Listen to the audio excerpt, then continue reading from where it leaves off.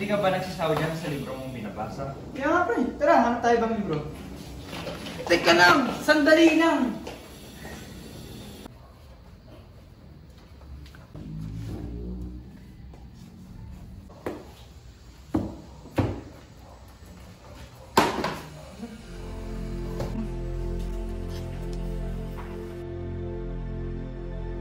Ano ito?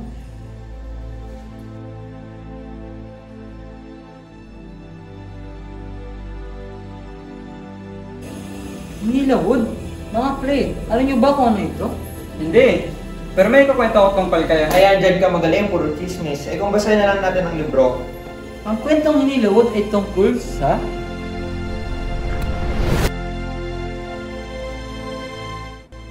Tungkol sa Diyosa ng silangang langit na nagngangalang Alonsina na dapat ikakasal dahil sa isa na siyang ganap na dalaga.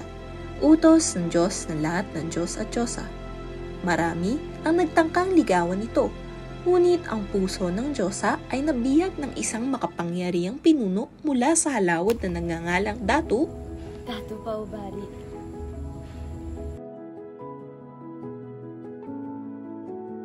Ang aking minamahal na Diyosa.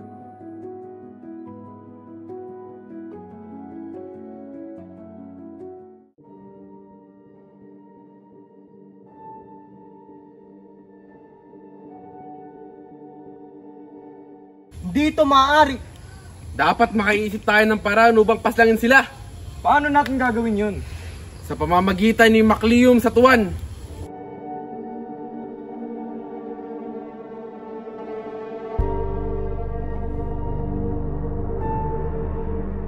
Liam sa tuwan, tila may panganib na paparating. Hindi maganda to.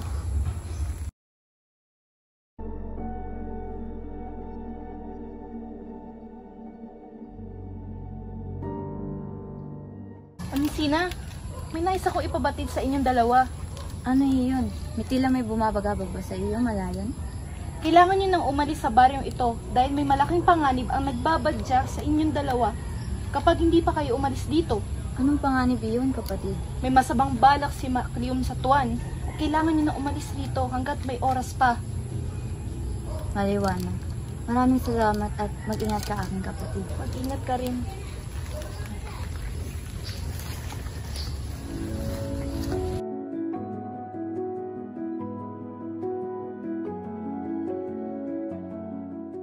Pagupad ng tubig baha, palihim na bumalik sina Datu Paubari at Alonsina sa lupain ng halawod. Pagkalipas ng ilang buwan, ipinangnak ni Alonsina ang kanilang 3 anak. Nandito ka na pala, Bungot Banwa. Ito na ba ang iyong mga anak? Ito na nga ang aking mga suki. Kung gayon, aking sisimulan ng ritual.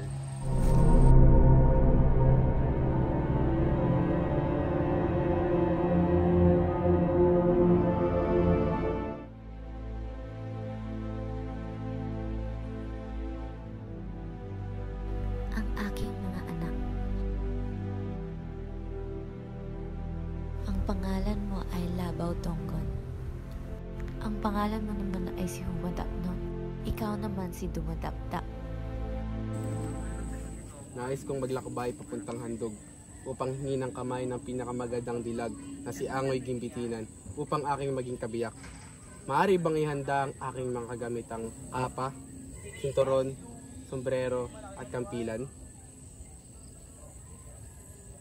Nang malaman ni Labaw Donggon ang kinaroroonan ng isang napakagandang babae na si Angoy Ginbitinan, ay dali-dali siyang umalis at nagtungo sa kinaroroonan ng dalaga.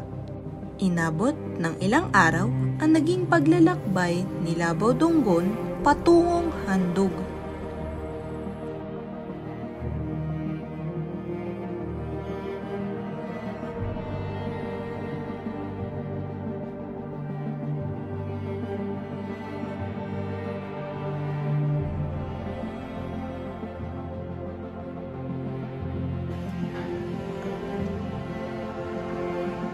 Nais kong malaman kung saan matatagpuan ang napakagandang dalaga na si Angoy Gimbitinan.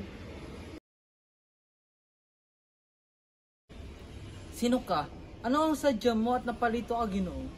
Ako, si Labaw Dunggon, anak ng Diyos ang si Alonsina at dato paubari ng Halawod. Nais kong hingin ang kamay ni Angoy Gimbitinan at si aking maging kabiyak. Ano sa tingin mo na ikinalamangan mo sa iba pang mga Ginoo upang masabay kay karapat-dapat na magwagi sa puso ng aking pinakamamahal na anak?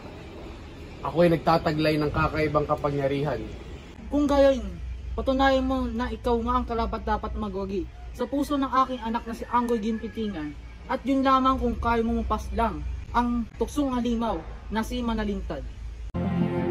Pinuntahan ni Labaw ang lugar ng halimaw para ito ay mapaslang at siya magwagi sa puso ng magandang babae na si Angoy Gimbitinan. Labas! Lumabas kang halimaw ka, harapin mo ako. Ikaw ba ang tumatawag sa akin? Ang humahamon ng labanan mula sa akin? Totoo ba tong nakikita, oh? Oo, ako nga. Ako na natatapos sa maliligayang araw mo.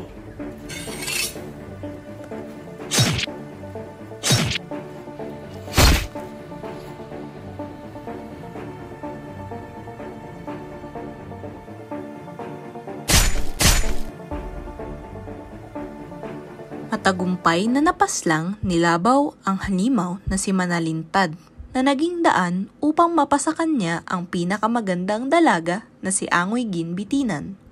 Pinatunayan mo na ikay karapat-dapat para sa aking anak na si Angoy Gimbitinan. Binibigay ko sa iyo responsibilidad para pakasalan ang aking anak.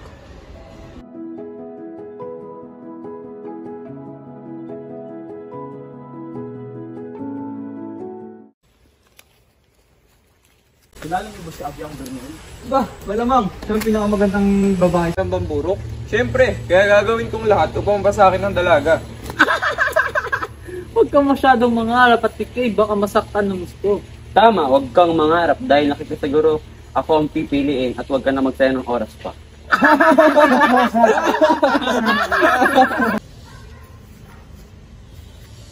Ano nangyari? Tila may buwabagabag sa'yo, aking mahal. Wala ito, aking mahal. At magpatuloy na tayo sa ating paglalakbay at umuwi.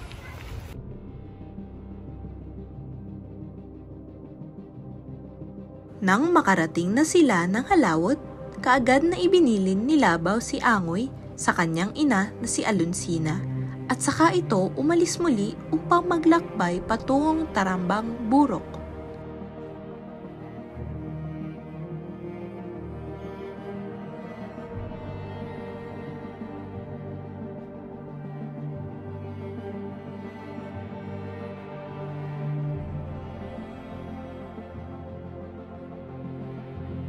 Sa layuning mapangasawa ang pinakamagandang dalaga ng Tarambang Burok na si Abyang Doronoon, si Labaw ay nagwagi, ngunit hindi pa dito nagtatapos ang kanyang paglalakbay, sapagkat sa pangatlong pagkakataon, si Labaw Dunggon ay muling makikipagsapalaran at tahamakin sa nais na mapabilang si Nagmalitong Yawa, si Nagmaling Diwata, na maging isa ito sa kanyang mga kabiyak, kung kaya't walang pag-aalinlangang siya ay nagtungo ng gadlog na di alintana ang panganib na sa kanya ay maaaring humadlang.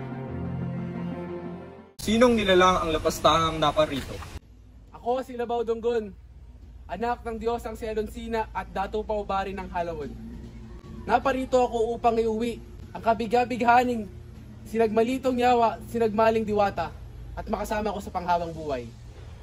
Haha, ang iyong binabalak ay tila malabong mangyari. Mawawalan ng saysay ang iyong buhay sa pagtangkang agawin ang aking kaisang dibdib. At yun ay kung mananatiling iyo pa ang diwata. Ang Diyos ng kadiliman ay walang inuurungan kung ano o sino man, kung kaya't ang iyong hinihiling na maglaho sa mundong ito ay ibibigay ko sa iyo.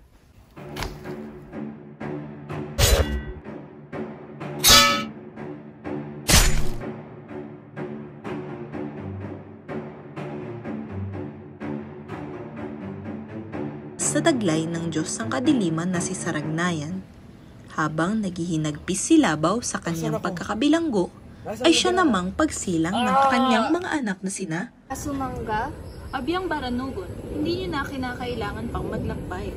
masyadong mapanganib at baka mapahamak lamang kayo kung ipagpapatuloy ng lisanin ang lugar na ito.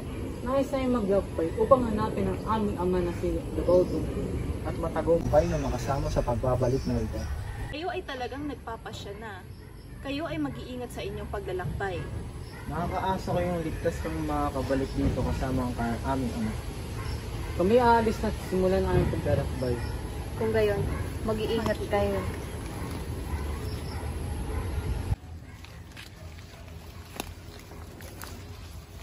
Ito ba talaga ang daan patungo sa ating ama? At narito na nga tayo.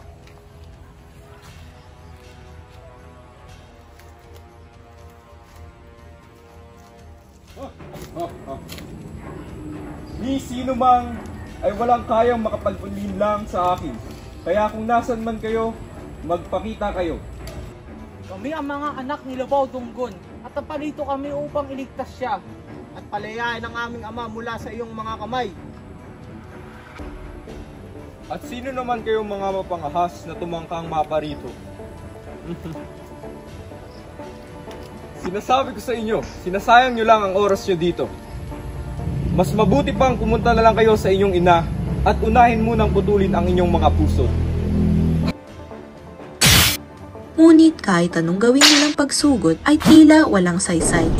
Biglang sumagi sa isipan ni Baranugon ang sinabi ni Alonsina ang patungkol sa anting-anting na suot ni Saragnayan.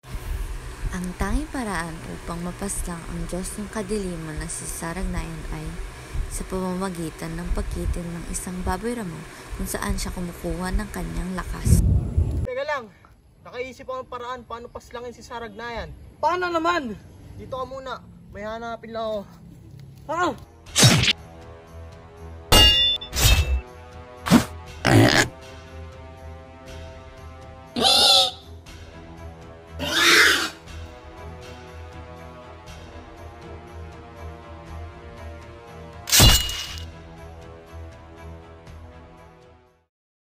Isang araw sila sa lugar na tinatawag na Piniling Tubig na pinamumunuan ni Datu Umbaw Pinaumbaw.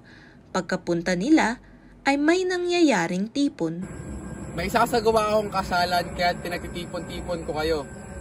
Kung sino ang makapagpaibig at mapili ng anak kong si Burigadang Pada, Sinakrawang Bulawan, ang siyang magiging asawa nito. Ang mga kalalakihan nagtipon-tipon tapos si Humadapnon lang ang pinili. Pero sa oras na iyon, si Burigadang Pada Sinaklang Bulawan ay sigurado na sa kanyang desisyon dahil sa aura na ipinakita ni Humadapnon.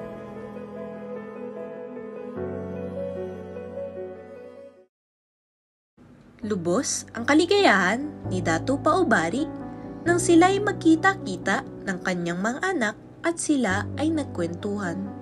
Matapos ang selebrasyon, nagtungo ang tatlong magkakapatid sa iba't ibang bahagi ng mundo. Si Labaudonggon ay pumunta sa Hilaga, si Humadapnon ay gumawi sa Timog, si Dumalapdap sa Kanluran, at si Datu Paubari ay nanatili sa Silangan. At doon na nga, natapos ang storya ni Nila Wood. Ay, salamat. Tapos din. Grabe, ang ganda pala ng gantong kwento, no? Tama ka dyan. Ibang-iba talaga to sa babasahin natin sa panahon natin ngayon. Baka may bago na naman akong babasahin simula ngayon. Teka lang, anong oras na? Hala, 10:30 na pala. Naku, malilate tayo sa 21st. Ako! 21st pa naman yun. Halina tayo ng Duero.